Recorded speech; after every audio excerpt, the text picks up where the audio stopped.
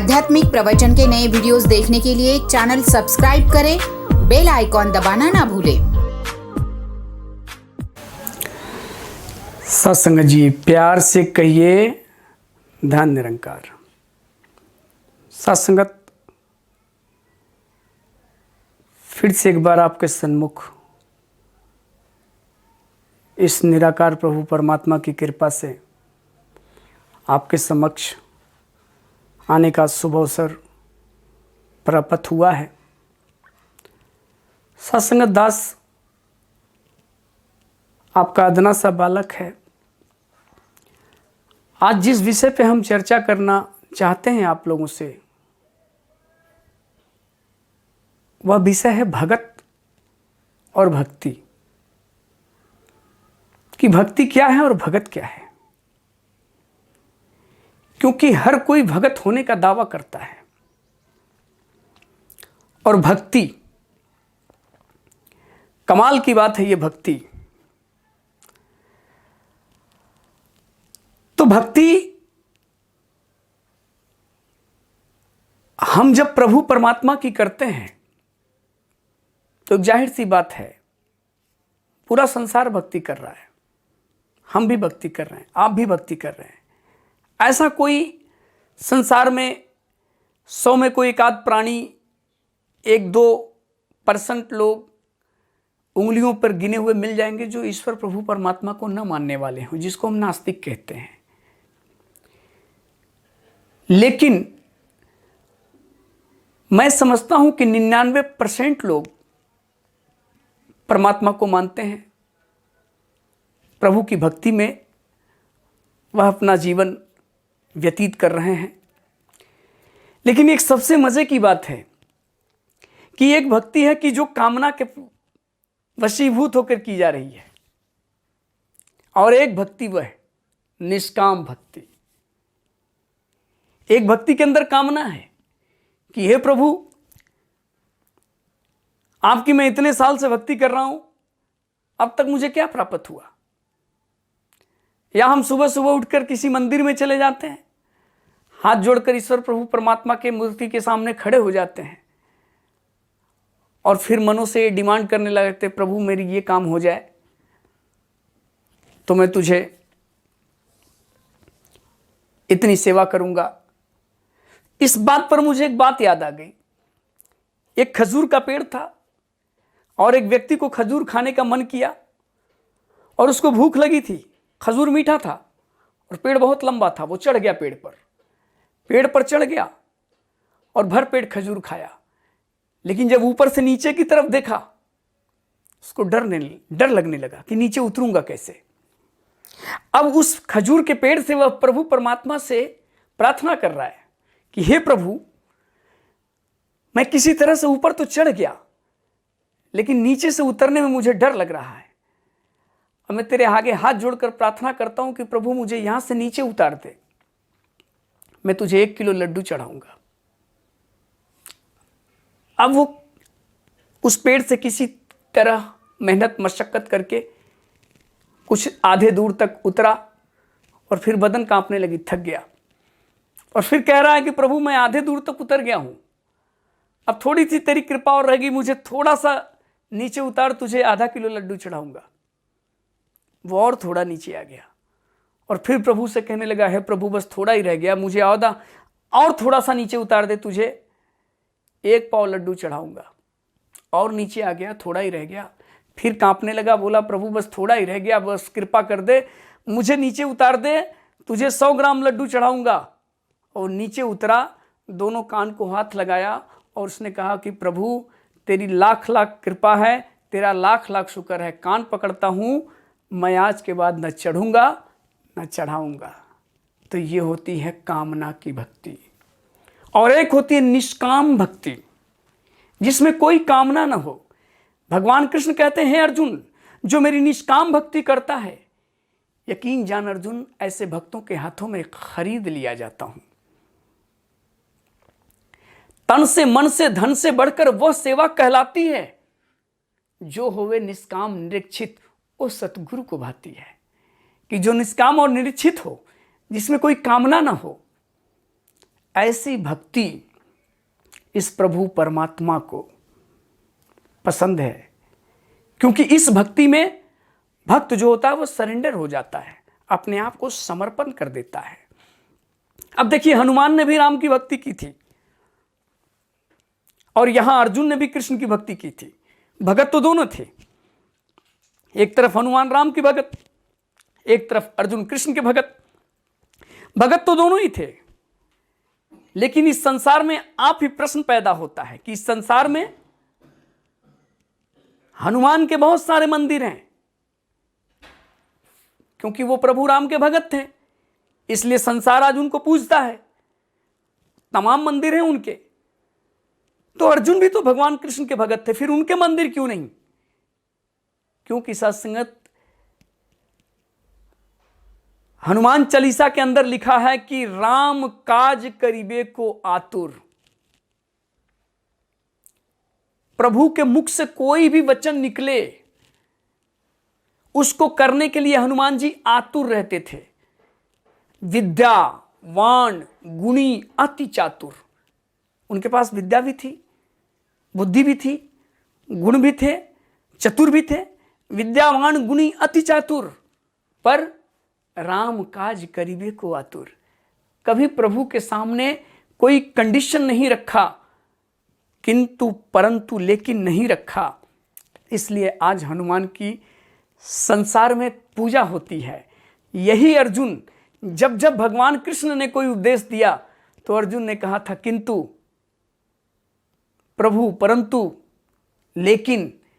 याद रखिए, जिस भक्ति के अंदर किंतु परंतु लेकिन आ गया, संदेह आ गया, वह भक्ति भक्ति नहीं रह जाती। क्योंकि भगवान कृष्ण ने यही बात अर्जुन से पूछा था कि हे अर्जुन, तुझे मेरे ऊपर विश्वास है? तो अर्जुन ने कहा था कि हे केशव, मुझे आपके ऊपर विश्वास है भी और नहीं भी। तो भगवान कृष्ण ने कहा, ऐसा क्यों कहता है अर्जुन, विश्वास है भी और नहीं भी? अर्जुन ने कहा, हाँ केशव, जब आप मुझसे कहते हो कि हे अर्जुन, इस युद्ध में चाहे कुछ भी हो जाए मैं तेरे साथ हूं, तो मुझे विश्वास होता है कि आप मेरे साथ हो।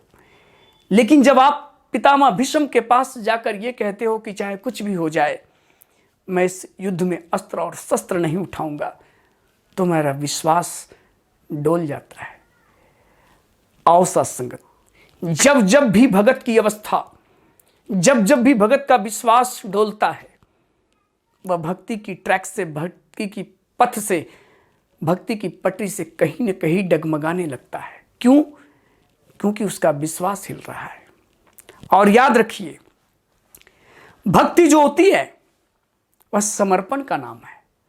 प्रभु के ऊपर समर्पित हो जाना कि मेरी गाड़ी है तेरे हवाले, तू जाने तेरा काम जाने। क्योंकि गोस्वामी तुलसीदास जी महाराज रामचरितमानस में लिखते हैं कि नवधा भक्ति में प्रभु राम सबरी को नवधा भक्ति में ये ज्ञान दे रहे हैं। कौन सी भक्ति? नवधा भक्ति, 9 प्रकार की भक्ति। उसमें कह रहे हैं, कमाल की बात, कह रघुपति सुन भामनी बाता। प्रभु कह रहे हैं, कह रघुपति सुन भामनी बाता, मानहु एक भगति करनाता। हे भामनी, आज मैं तुझे अपनी बात बताता हूं। मेरा तो भगत से एक ही नाता है और वो नाता है भक्ति का। कह रघुपति सुन भामनी बाता, मानहु एक भगति करनाता। जात पात कुल धर्म बड़ाई, धन बल परिजन गुण चतुराई। बहुत अच्छी जाति वाला है, बहुत अच्छे खानदान का है, बहुत अच्छे कुल वाला है, बहुत धर्मात्मा भी है, उसकी बड़ाई भी संसार में बहुत होती है। धन बल परिजन गुण चतुराई, उसके पास धन भी है, बलवान भी बहुत है, परिजन कहते हैं उसके परिवार भी बहुत हैं। गुण चतुराई, उसके पास गुण भी बहुत है, बहुत चालाक भी है, चतुर भी है। धन बल परिजन गुण चतुराई। भक्तिहीन नर सोई कैसा, अगर भक्ति से हीन है, कह रहे हैं कि सोई नर कैसा, बिन जल बारिद देखे ही जैसा। बिना जल के जिस तरह बादल होता है, कह रहे हैं वह पुरुष वैसे ही है जैसे जो पुरुष भक्ति से हीन है, वह बिन जल बारिद देखे ही जैसा। अब वो आगे कह रहे हैं, नवधा भक्ति कहूं तो है पाही, सावधान सुन धर्म मन माही। नवधा भक्ति तुझे बता रहा हूं, नवधा भक्ति कहूं तो है पाही, सावधान सुन धर्म मन माही। अपने मन के अंदर धरना सबरी, सावधान होकर सुन। प्रथम भक्ति संतन कर संगा। प्रथम भक्ति कह रहे हैं पहली भक्ति, संतों का संग कर, संतन कर संगा। दूसरी रत मम कथा प्रसंगा, गुरुपद पंकज सेवा। तीसरी भक्ति अमान, मान से रहित हो जा अमान। चौथी भक्ति मम गुणगण, तजहि कपट तज ज्ञान, करहि कपट तज ज्ञान। कि चौथी भक्ति कपट को तज कर मेरा ज्ञान कर, गान गुणगान कर। मंत्र जाप मम दृढ़ विश्वासा, मेरे द्वारा जो मंत्र दिया जा रहा है उस पर दृढ़ विश्वास कर। पंचम भजन सुवेद प्रकाशा, छठ दम शील बिरत बहुकर्मा, निरत निरंतर सज्जन धर्मा। अपने अंदर छठ दम शील, काम क्रोध का दम्भ करके, छठ दम्भ शील बिरत बहुकर्मा, निरत निरंतर सज्जन धर्मा। निरंतर सज्जन पुरुषों के भक्ति में सेवा में लगी रहे। निरत निरंतर सज्जन धर्मा। सातौ समोह मैं जग देखा, मोते संत अधिक कर लेखा। सातवीं भक्ति, मेरा ही स्वरूप इस जगत के अंदर देख, मोते अधिक संत कर लेखा, मोते संत अधिक कर लेखा। मुझसे भी ज्यादा संतों को सम्मान कर, प्यार कर। आठों जथा लाभ संतोषा, सपनहु नहीं देखा परदोसा। आठवें में जितने में लाभ हो रहा है, जितनी में तेरी कमाई में बरकत हो रही है, जितना मेहनत मशक्कत करके लाभ हो रहा है, उतने में संतोष कर। सपनहु नहीं देखा ही परदोसा, स्वप्न में भी पराये व्यक्ति का दोष मत देख। नवम सरल सब सल छल ही ना, मम भरोस ही हर्ष न दीना। किसी के साथ छल न कर, मेरा ही भरोसा कर। नौमहु एकौ जिनके होई, नारी पुरुष सचराचर कोई। नौमहु एकौ जिनके होई, इस नवधा भक्ति के अंदर एक भी जिसके अंदर ये भक्ति होगा, वह नारी या पुरुष या चराचर कोई भी होगा। सो अतिशय प्रिय भामनी मोरे, वह व्यक्ति मुझे बहुत प्रिय होगा। और सकल प्रकार भक्ति दिल तोरे, तेरे अंदर तो सब प्रकार की भक्ति है। और सत्संग 24 नवधा भक्ति से व्यक्ति ऊपर उठ जाता है, प्रेमा भक्ति में चला जाता है और प्रभु से निष्पक्ष निष्काम प्रेम करता है। तो उस अवस्था में जब चला जाता है तो उस अवस्था क्या होती है कि मम गुण गावत पुलक शरीरा, गद गद गिरा नयन वह नीरा। मेरा गुणगान करते समय शरीर पुलकित हो उठता है। मम गुण गावत पुलक शरीरा, गद गद गिरा नयन वह नीरा। और नैनों से अश्रु की धारा निकलने लगती है, शरीर पुलकित हो उठता है। तो व्यक्ति प्रेमा भक्ति में चला जाता है। और ऐसे ही प्रेमा भक्ति में हमारे प्रिय शिष्य, हमारे आदरणीय संत अवनीत जी थे, जो बाबा जी के अनन्य भगत थे, जो इस प्रभु परमात्मा के प्रति, सद्गुरु के प्रति ऐसी भक्ति की प्रीत निभा कर गए कि सदियों सदियों तक उनका नाम होगा, इतिहास में उनके गुण गाए जाएंगे। तो आओ साथ संगत, ऐसे भक्ति की हमें मिसाल बनना है। ऐसा भगत अपने सद्गुरु के प्रति बनकर संसार का भी कल्याण करना है। प्यार से कहिए, धन्य निरंकार। आध्यात्मिक प्रवचन के नए वीडियोस देखने के लिए चैनल सब्सक्राइब करें, बेल आइकॉन दबाना ना भूलें। आध्यात्मिक प्रवचन के नए वीडियोस देखने के लिए चैनल सब्सक्राइब करें, बेल आइकॉन दबाना ना भूलें। सत्संग जी, प्यार से कहिए, धन्यकार। आज एक बार फिर आप सारे संतों के बीच ये ज्ञान चर्चा करने का सौभाग्य प्राप्त हुआ है। मैं सद्गुरु का शुक्रगुजार हूँ। सद्गुरु की कृपा से ही ये सब कुछ संभव हो पा रहा है, क्योंकि कहा भी है कि बिन सत्संग विवेक न होई, राम कृपा बिनु सुलभ न सोई। कि बिना प्रभु के कृपा के द्वारा ये चीज़ संभव नहीं है। आपके सम्मुख दास ये जो चर्चा कर रहा है कि आज हम संसार में देख रहे हैं साथ संगत, हर तरफ एक ईर्षा, एक वैर, एक जलन। ये केवल संसार में ही नहीं है, बल्कि हर घर, हर गली, हर चौराहे, हर मोहल्ले में है। प्रत्येक मनुष्य के दिलों में, मनुष्य में दूरियां पैदा होती चली जा रही है, मोहब्बत कम होते चले जा रहे हैं। क्या कारण है, क्यों? तो एक शायर ने बड़ा सुंदर कहा कि यहां हर शख्स हर पल हादसा होने से डरता है। यहां हर शख्स हर पल हादसा होने से डरता है। खिलौना है जो मिट्टी का फना होने से डरता है। मेरे दिल के किसी कोने में एक मासूम सा बच्चा बड़ों की देखकर दुनिया बड़ा होने से डरता है। कि क्या यही बड़ों की दुनिया है? अगर ऐसे ही बड़ों की दुनिया है तो मुझे डर लगता है बड़ा होने में। हम छोटा ही रहना चाहते हैं, क्योंकि मुझे रामायण के कुछ दृष्टांत याद आ गए जो मैं आपके साथ साझा करना चाहूंगा।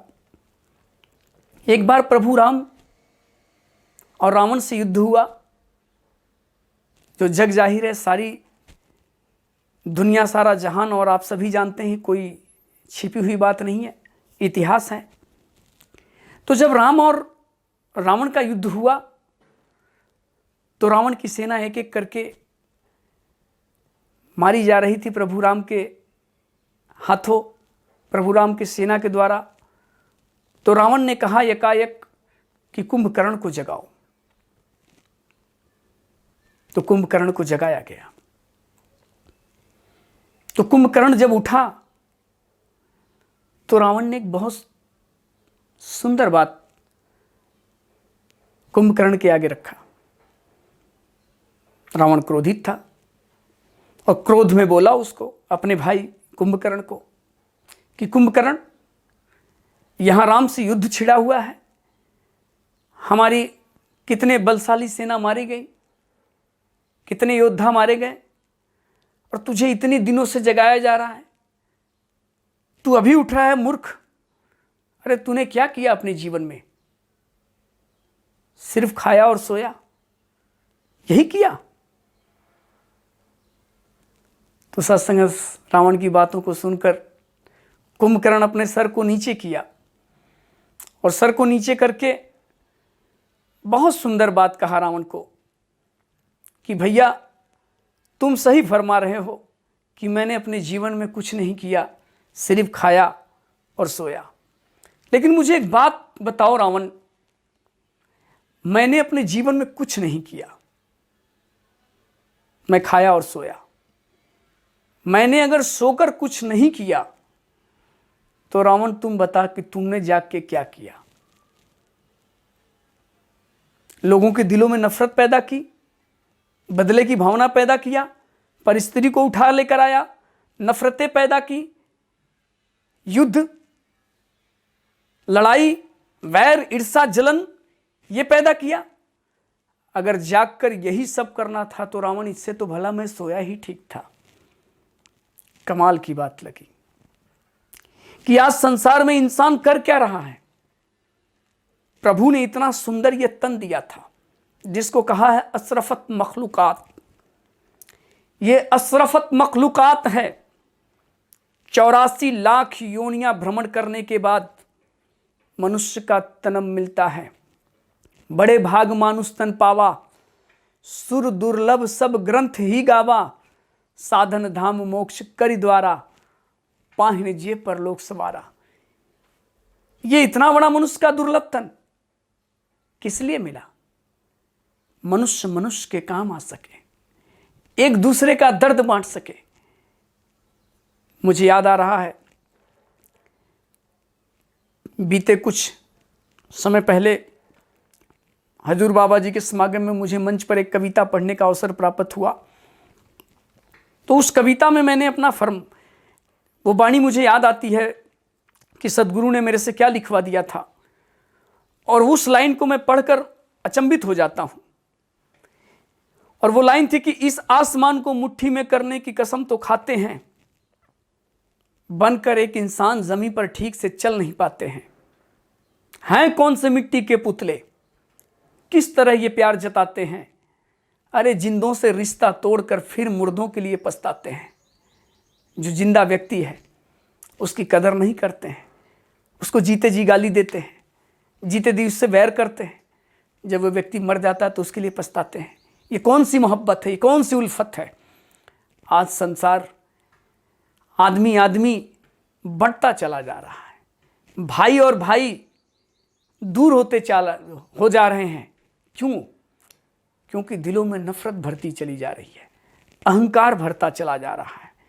याद रखिए, एक शायर ने कहा, वो जो किसी से ना हारेगा, वो जो किसी से ना हारेगा, उसका गरूर ही उसको मारेगा। कुछ और जरा तू इंतजार कर, सब्र जीतेगा, जुल्म हारेगा। क्योंकि सब्र आज इंसान छोड़ चुका है। और यहां गोस्वामी तुलसीदास जी महाराज बहुत सुंदर बात कहते हैं कि गोधन गजधन बाजधन और रतन धन खान, जब आवे संतोष धन तो सब धन दूर समान। कि अगर व्यक्ति के अंदर संतोष नहीं है तो वो दुनिया का भी अगर राजा है तो बेचैन रहेगा, क्योंकि उसके पास संतोष नहीं है, क्योंकि उसके पास सब्र नहीं है। रावण सोने की लंका में रहता था, बेचैन था। प्रभु राम झोपड़ी में रहते थे, मगर शांत थे, शांति में थे, आनंदित थे। क्यों? क्योंकि उनके पास एक ईश्वर प्रभु परमात्मा की वह भक्ति थी, उनके पास धैर्य था, संयम था। धीरज, संयम और समदृष्टि संत जनादा कहना है। जिस व्यक्ति के अंदर धैर्य नहीं है, धीरज धरऊं उतरहूं पारा, नहीं तो डूब मरहूं मझधारा। गोस्वामी तुलसीदास जी कहते हैं धीरज रखेगा पार उतारा हो जाएगा, नहीं तो डूब मरहूं मझधारा, नहीं तो मझधार में डूब के मरेगा। क्यों? क्योंकि धीरज नहीं है। और संसार क्यों, इस संसार ये क्यों मझधार में डूबा जा रहा है? क्योंकि इसके पास धीरज नहीं है, बेचैन हो चुका है। देख लो, संसार में आज हर चीज को चैन है। मोटरसाइकिल को चैन है, चल रही है, साइकिल को चैन है, चल रहा है, मन को चैन नहीं है। इसलिए तो मनुष्य कह रहा है कि हमारा मन बेचैन है, क्योंकि चैन नहीं। अगर इसको चैन में वाकई में लाना है तो मन बेचे सतगुरु के पास, तीज सेवक के कार्यरास। अपने मन को सतगुरु के आगे बेच दो। और एक मनुष्य का जीवन जिसको कहते हैं निद्रा भोजन भोग भय, यह पशुपूरक समान, ज्ञान अधिक एक नरण में, ज्ञान बिना पशु जान। कि अगर एक ज्ञान नहीं है तो ज्ञान अधिक एक नरण में, ज्ञान बिना पशु जान। अगर ज्ञान नहीं है तो तू पशु के समान है। आज इंसान पशु बना है, जानवर बना है। क्यों? क्योंकि यही ज्ञान नहीं है कि मैं संसार में, मुझे प्रभु परमात्मा ने यहां क्यों भेजा है, क्या कारण है। मैं आया हूं संसार का उद्धार करने। संसार में मनुष्य का दुख बांटने के लिए आया है। लेकिन आज एक मनुष्य की सुखों को देखकर वह जल रहा है, उससे पीड़ित है, उसको मारने के लिए दौड़ पड़ा है। नहीं सत्संग, सुख नहीं मिलेगा। क्योंकि रामचरितमानस के अंदर गोस्वामी जी महाराज लिखते हैं, परहित सरस धर्म नहीं भाई, पर पीड़ा सम नहीं अधमाई। पराये के हित करना, पराये के हित के जैसा दुनिया में कोई धर्म नहीं है। और पर पीड़ा सम नहीं अधमाई, पराये को पीड़ा पहुंचाना, इससे बड़ा कोई पाप नहीं है। तो गोस्वामी जी महाराज फिर आगे लिखते हैं कि परहित बस जिनके मन माही, तिन कहूं जग दुर्लभ कुछ नहीं। जिसके अंदर परहित की भावना आ गई, जो संसार का भला करने के लिए निकल पड़ा, इस संसार में उसके लिए कोई चीज दुर्लभ नहीं है। मुझे एक छोटी सी दृष्टांत याद आ गई, वो मैं आपके सन्मुख रखकर अपने वाणियों को विराम दूंगा। एक बार भगवान कृष्ण और अर्जुन, ये दोनों लोग विहार कर रहे थे। आज के ज़माने में, आज की भाषा में हम कह सकते हैं तो जिसको हम कहते हैं वॉकिंग, वो लोग वॉकिंग कर रहे थे। प्रभु श्री कृष्ण जी, भगवान श्री कृष्ण और अर्जुन, ये दोनों लोग विहार कर रहे थे। वहाँ एक भिखारी आया और भीख मांग रहा था। अर्जुन को दया आ गई उस भिखारी के ऊपर, और उस भिखारी को अर्जुन ने अपने मोतियों की माला उतार के दे दी। वो मोतियों की माला लेकर वह भिखारी देखा और बड़ा खुश हुआ। उसने सोचा अब मेरी दरिद्रता हमेशा हमेशा के लिए चली जाएगी, अब मेरे भाग्य बदल जाएंगे, मेरे नसीब बदल जाएंगे। और लेकर खुशी खुशी घर पे चल रहा था, उछल रहा था, आनंद में था। इतने में क्या हुआ, कुछ एक डाकू आया और उसको देखा, उसके हाथों में मोतियों की माला थी। उस रास्ते से वो डाकू गुजर रहा था, इसको पकड़ा और बहुत मारा और वो मोतियों की माला छीन लिया। कल फिर ये वापस भीख मांगने लगा। फिर उसी रास्ते से अर्जुन और भगवान कृष्ण विहार कर रहे थे। अर्जुन बड़ा अचंभा हो गया कि अरे मैंने तो कल ही से मोतियों की माला दी, आज ये फिर भीख मांग रहा है। साथ अर्जुन से रहा नहीं गया, उसने फिर दया किया। क्योंकि दया जो हो, गोस्वामी तुलसीदास जी महाराज कहते हैं, दया धर्म का मूल है, पाप मूल अभिमान, और तुलसी दया न छोड़िए जब लग घट में प्राण। जब तक घट में प्राण है दया मत छोड़िए, दया करते रहिए।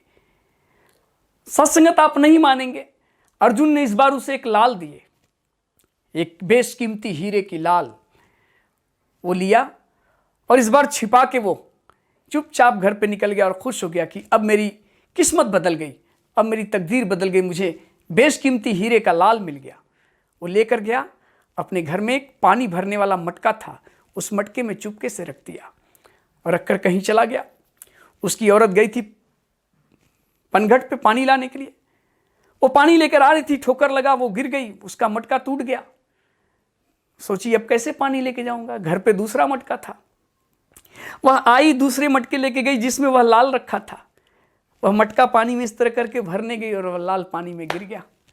जब वो पानी का मटका लेकर आए, उसका पति पूछता है कि इसमें तो मैंने लाल रखा था। बोली मुझे क्या पता, मैं तो पानी भरने गई थी। अब ये फिर भीख मांगने लगा। अर्जुन ने देखा, अरे मैंने तो इसे बेशकीमती लाल दिया था, अब ये क्यों भीख मांग रहा है। हैरान हो गया, अर्जुन को बड़ा क्रोध आया और अर्जुन ने यह निश्चय किया कि यह अभागा है, अब मैं इसे कुछ भी नहीं दूंगा। तब भगवान श्री कृष्ण ने अपने जेब से 2 पैसे निकालकर उस भिखारी के हाथ पे रखा, और भिखारी ने जब देखा कि मेरे हाथ में ये 2 पैसे, इस 2 पैसे से मेरी गरीबी क्या दूर होगी, क्या मेरा बदलाव होगा, क्या मेरी जीवन इससे गुजारा होगा मेरे जीवन का। इसलिए उसने कोई खुशी न जाहिर करते हुए किसी रास्ते से वह जा रहा था और अपने आप को कोस रहा था कि इस 2 पैसे से मेरा क्या होगा। यही कोसते जा रहा था, तब तक देखा एक मछुआरा मछली पकड़कर मछलियों को बेच रहा था, और एक मछली जिंदा थी, वो तड़फ रही थी। उसकी तड़फ देखकर इस भिखारी को बड़ा दुख हुआ, और उसने क्या किया, वह 2 पैसे देकर उस मछुआरे को उसने वो मछली खरीद ली और सोचा कि इस मछली को मैं ले चल के वापस पानी में छोड़ देता हूँ, उसकी तड़फ शांत हो जाएगी। आओ मेरे दोस्तों, प्यारे साथियों, सत्संगत, वह मछली को जैसे ही पानी में छोड़ने गया, उस मछली ने वही बेशकीमती लाल जो अर्जुन ने दिया था अपने मुख से उगली। जब उसने लाल देखा, जोर जोर से खुशी में चिल्लाने लगा कि मिल गया, मिल गया, मिल गया। जोर जोर से उछल के बोलने लगा, मिल गया। उसी रास्ते से वह डाकू भी जा रहा था जिसने इसे मारा था और मारकर मोतियों की माला छीनी थी। इसको लगा कि इसने मुझे पहचान लिया है, इसलिए कह रहा है मिल गया, ये राजा से शिकायत कर देगा, अब मेरी राजा पकड़ लेगा, मुझे फांसी पे चढ़ा देगा। वो दौड़ा दौड़ा आया ठाकुर, वो डाकू दौड़ा दौड़ा आया और इसके चरणों में गिर गया, बोला भाई चुप हो जा, ये ले तेरी मोती की माला, मेरे से गलती हो गई, तू राजा से शिकायत न करना। आओ सत्संगत, ये सारा नज़ारा अर्जुन देख रहा था, और अर्जुन ने भगवान कृष्ण से पूछा कि प्रभु, मैंने उससे बेशकीमती हीरे के लाल दिए, उसको मोतियों की माला दी, उससे भी गरीबी दूर नहीं हुई उसकी, और आपने 2 पैसे दिए, उसकी तकदीर बदल गई। इसका क्या रहस्य है प्रभु। भगवान कृष्ण ने मुस्कुराए और अर्जुन से कहा, हे अर्जुन, जिस वक्त तुमने उसे मोतियों की माला दी, उस वक्त उसने अपने बारे में विचार किया। जिस वक्त तुमने बेशकीमती हीरे का लाल दिया, उस वक्त उसने अपने बारे में विचार किया। और जिस वक्त मैंने वो 2 पैसे दिए, उसने दूसरे के बारे में विचार किया, उसने दूसरे का भला सोचा, उस मछली का भला सोचा। और आओ अर्जुन, जो दूसरे का भला सोचता है उसका भला इस संसार में अपने आप होता है। तो आओ साथ संगत, भला कीजिए, भला होगा, बुरा कीजिए, बुरा होगा। आओ, ये नर्तन मिला है भलाई के लिए, तो संतन के मन रहत है सबके हित की बात। घट घट देखे अलग को, पूछे जात न पात। प्यार से कहना, धन्यवाद। आध्यात्मिक प्रवचन के नए वीडियोस देखने के लिए चैनल सब्सक्राइब करें, बेल आइकॉन दबाना ना भूलें। आध्यात्मिक प्रवचन के नए वीडियोस देखने के लिए चैनल सब्सक्राइब करें, बेल आइकॉन दबाना ना भूलें। साध संगत जी प्रेम से बोलिए धन निरंकार जी। आओ साध संगत जी, गुरु के द्वारा दिया गया नाम हम सब लेकर अपने जीवन को उन्नत कर रहे हैं। ये गुरु की कृपा ही बरस रही है। और जिस मन में ये नाम, ये राम बसे, वो मन फिर किसी और में कैसे लग सकता है। वो मन केवल इसी के सिमरण में लगेगा, इसी की याद में रहेगा। सोते उठते बैठते जागते हरि की ही भजन में लगा रहेगा, हरि के ही कीर्तन में लगा रहेगा। मन को और कहीं भागना ही नहीं है। संत कबीरदास जी कहते हैं कि मन के मते न चालिए, मन के मते अनेक, जो मन पर औसा नहीं है कोई साधु एक। कि मन के मते न चालिए, अगर मन के मत से अगर इंसान चलना शुरू कर दे तो ये संभव नहीं कि वो मंजिल तक पहुंच ही पाए। हो सकता है रास्ते में गोते खाए, हो सकता है वहीं कहीं रुक जाए, क्योंकि ये अवस्थाएं मन की जो है वो इंसान को नचाती रहती हैं। जैसे कठपुतली होती है और कठपुतली को नचाने वाला एक और होता है, तो वो अपनी उंगलियों के ऊपर डोरियां बांध के उस कठपुतलियों को जैसे चाहे वैसे नचाता है। तो ये मन भी है जो इंद्रियों का राजा बताया गया है। ये ऐसे सहज में ही काबू नहीं आता। सारे संसार में अगर दुखों की जड़ रहेगा तो ये मन ही है। सारे संसार में अगर हमें कहीं पे गलत काम दिखाई दे रहे होंगे तो ये मन ही के कारण है। और सारे संसार में अगर कुछ अच्छा दिखाई दे रहा है तो ये भी मन के ही कारण है। मन ही तो है कि तोरा मन दर्पण कहलाए। मन ही तो है भले बुरे सारे कर्मों को देखे और दिखाए। मन ही सब करवाता है। लेकिन कोई डरने की बात नहीं। अगर सद्गुरु के चरणों में आए हैं तो लिखा गया है कि जो मन बेचे सतगुरु के पास, तिस सेवक के कारज रास। जो अपने मन को अपने सद्गुरु के चरणों में बेच देता है, फिर उसके सारे कारज यानी काम, सारे जो भी सारे काम हैं वो पूरे होते हैं। और गुरु को जो काम करवाने होते हैं वो पूरे के पूरे उन्हीं से करवाता है। किसी को पकड़ के नहीं करवाया जा सकता। गुरु जानता है, उन्हीं से करवाता है। और जो गुरु का हो जाता है, गुरु उसी से सारे काम करवा लेता है। तो मन जो है गुरु को बेचना पड़ेगा। जो जिसने अपना मन सद्गुरु के पावन चरणों में बेचा है वो उसी के काम करता है, उसी के गुण गाता है ना। जैसे हवा बांसुरी में भगवान श्री कृष्ण बजाते थे, तो लेकिन बांसुरी में हवा जैसे भगवान श्री कृष्ण ने अपने होठों को छू ली, उस बांसुरी को छुआ और फूंक मारी, तो बांसुरी ने अपने मन से स्वर नहीं निकालने हैं। जो उन्होंने चाहे वही स्वर बाहर निकले हैं। अपने मन से बांसुरी बजी नहीं। तो ऐसे ही जैसे सद्गुरु को हमने अपने मन को बेचा, तो जो भी संसार में गुरु भगत से काम होता है वो सद्गुरु ही करवाता है।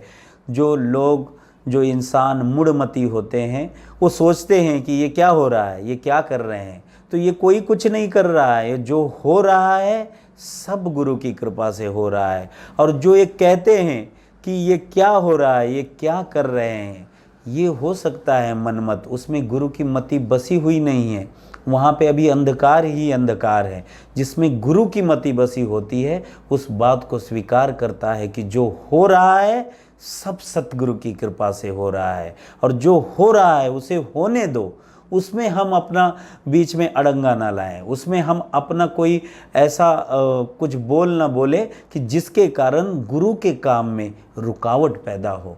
गुरु अपना काम कर रहा है, हम अपना काम करें। हमारा काम है परमात्मा की याद करना, सिमरन दिया है सिमरन करना। तो ये हो गया गुरु का मत। और मन मत जो होता है वो इंसान को ले डूबता है।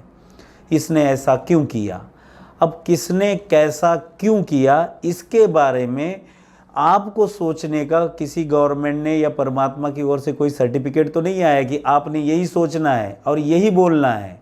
तो ये ऐसा कुछ नहीं है। जो ये सोचता है ये मनमत हो गई, ये ऐसा क्यों हो गया, इसने ये क्यों कर दिया, ये तो इसने करना नहीं था, ये तो ऐसे हो गया।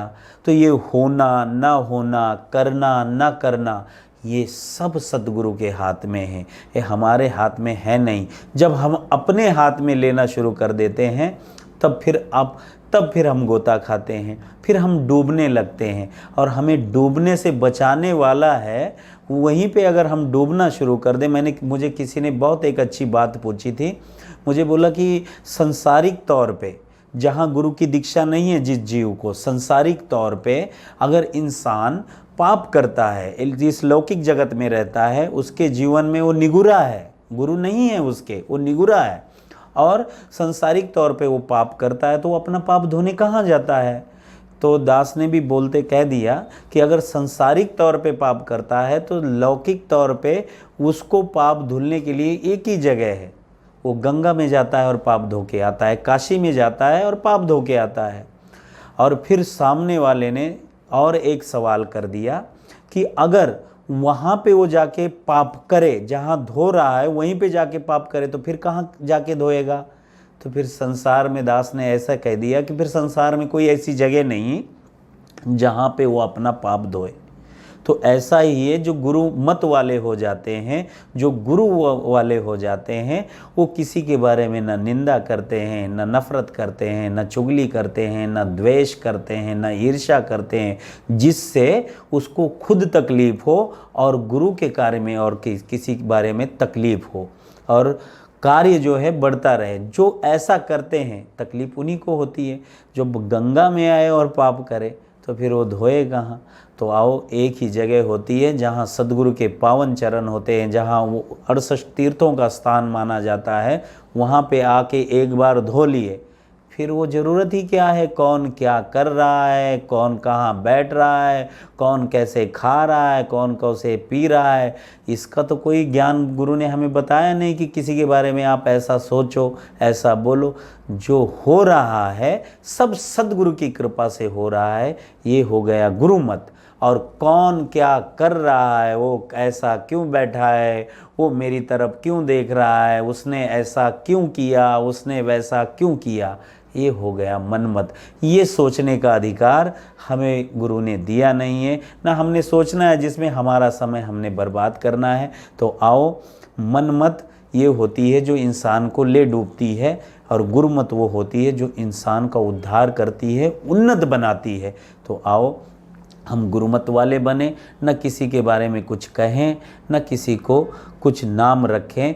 गुरु जैसा चाहे वैसा अपना जीवन यापन करें, यही गुरुमत होता है। साथ संगत जी प्यार से बोलिए धन निरंकार जी।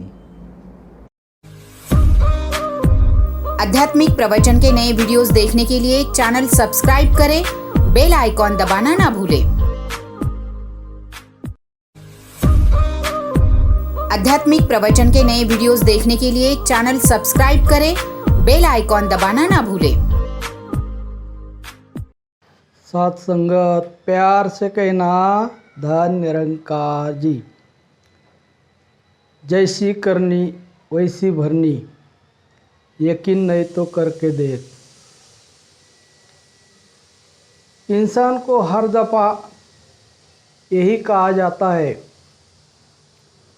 कि भाई इस संसार में मिलजुल कर रहे, प्यार से रहे। जीवन में हर एक को अपने जीवन में जीने का अधिकार होता है। जैसा वो चाहे वैसा वो अपना जीवन जी पाए। पर इंसान जो चाहता है, हर एक को लगता है कि मैं जैसा चाहूँ वैसा हर एक का जीवन बनना जरूरी है। और इसी प्रकार कोई संत हो, कोई साधु हो, कोई सामान्य इंसान हो,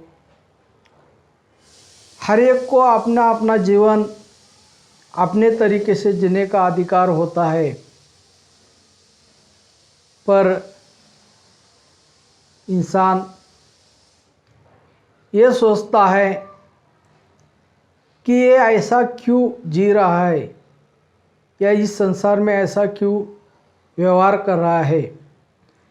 इसने तो अपने जीवन में व्यवहार हर समय, हर घड़ी, हर पल जैसा मैं चाहता हूँ वैसा हो रहे, वैसा जी पाए।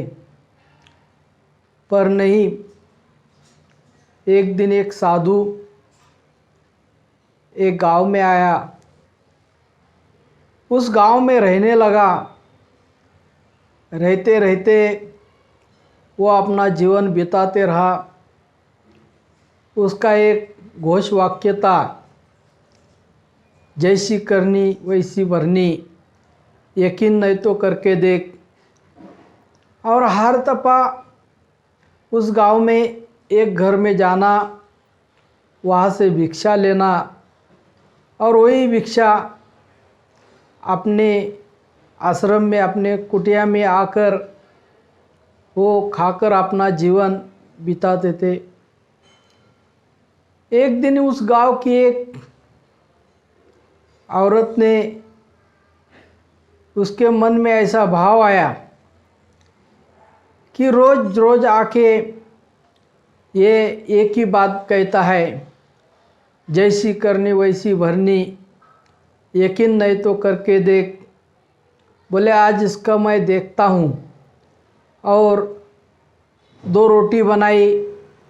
उस 2 रोटी बनाने के समय उसके अंदर जहर मिला दिया और लाके बोला, साधु महाराज आज आपके लिए रोटी बनाया है, सब्जी बनाया है। तो साधु महाराज बोले ठीक है, जैसी करनी वैसी भरनी, यकीन नहीं तो करके देख।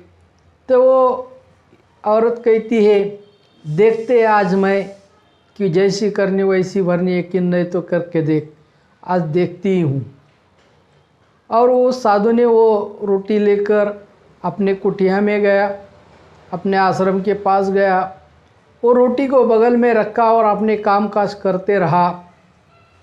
उस औरत के पति और लड़का जंगल में चले गए थे कुछ लकड़ियाँ लाने के लिए, मूली लाने के लिए। और धूप था, प्यास लगी थी। आते समय बीच में साधु की कुटिया लगी, वहाँ पर रुके। बोलते साधु महाराज बहुत प्यास लगी है और भूख भी लगी है, आपके पास कुछ हो तो हमें दे दे। कहते भाई आज आप ही के घर से मैंने भिक्षा लाई है, ले लो आप दोनों एक एक रोटी खा लो। हुआ क्या, वो एक एक रोटी दी, सब्जी दी, साथ में पानी दिया। वो दोनों ने वो रोटी खाई और वहीं पर नीचे सो गए।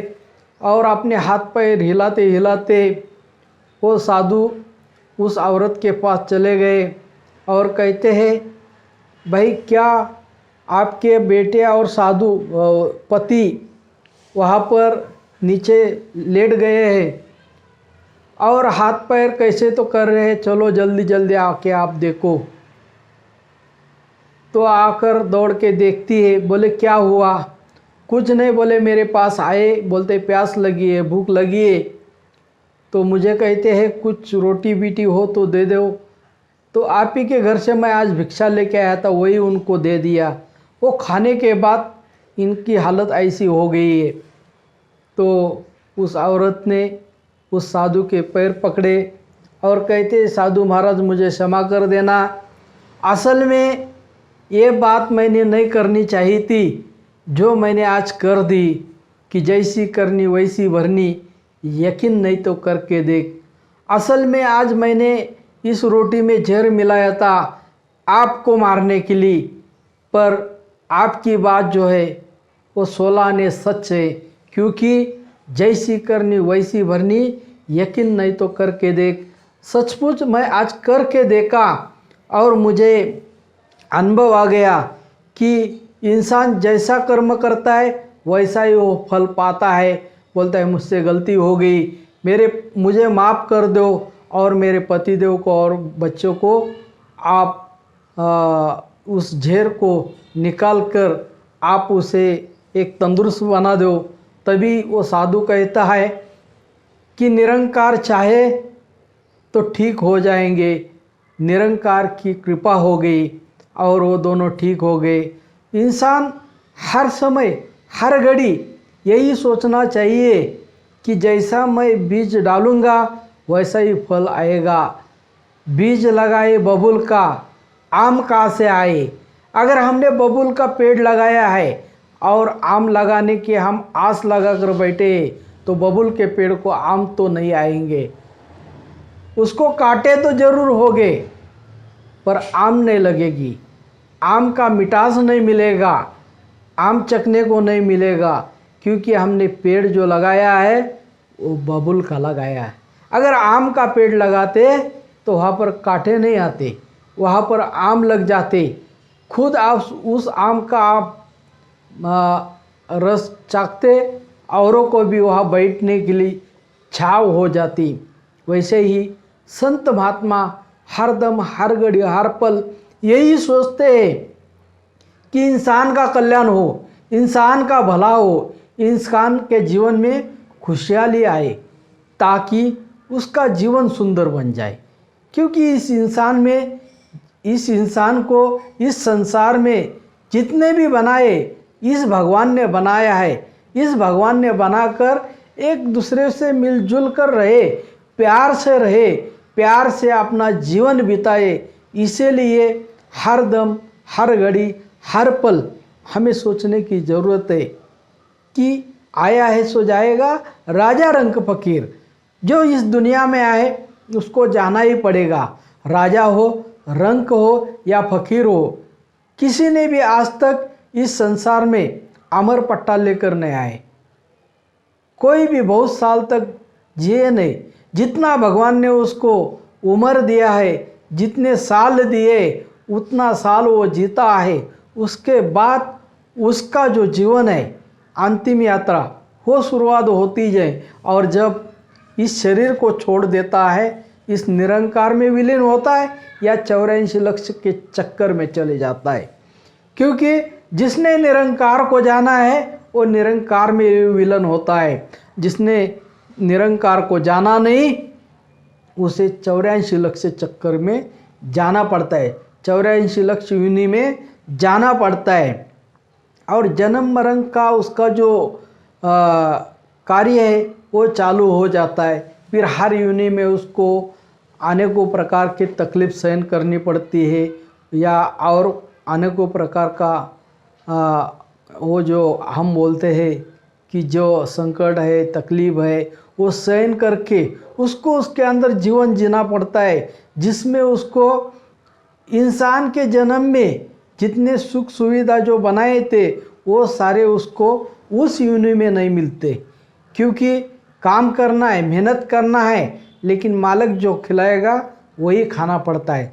मालिक जब छुड़ा कर लेके जाएगा तब पानी पीने को मिलता है। जब मालिक तब तक हमको जो चीज़ें सामने ला कर नहीं रखते तब तक हमें वो चीज़ें नहीं मिलते।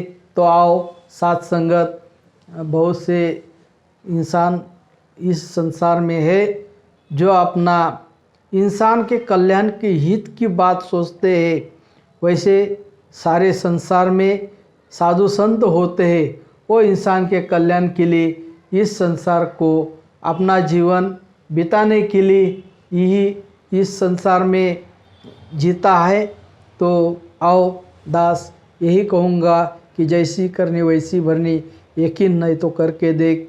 हर एक इंसान ये चाहता है कि अपने जीवन में खुशहाली आए, सुख आए, सुख बरसे।